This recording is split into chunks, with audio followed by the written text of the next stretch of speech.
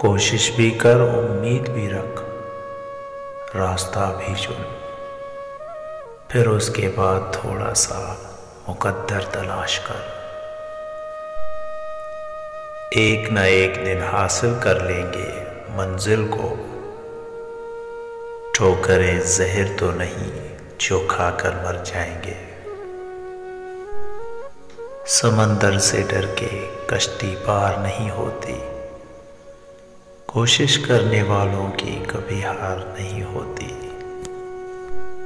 अपने हौसले पर जो एतबार करते हैं, उन्हें मंजिलें खुद पते बताती है, रास्ते इंतजार करते हैं।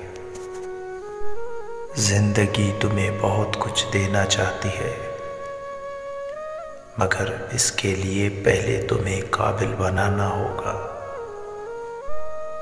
मंजिल तो मिलेगी भटक कर ही सही, गुमराह तो वो हैं जो घर से निकले ही नहीं। अपनी जिंदगी को इतना फजूल मत बनाओ कि तुम्हारी जिंदगी के फैसले भी दूसरे लोग करना शुरू कर दें। खुद से जीतने की जिद है, मुझे खुद को ही हराना है। मैं भेड़ नहीं हूँ दुनिया की, मेरे अंदर एक ज़माना है। हंसना आता है मुझे, मुझसे गम की बात नहीं होती। मेरी बातों में मजाक होता है,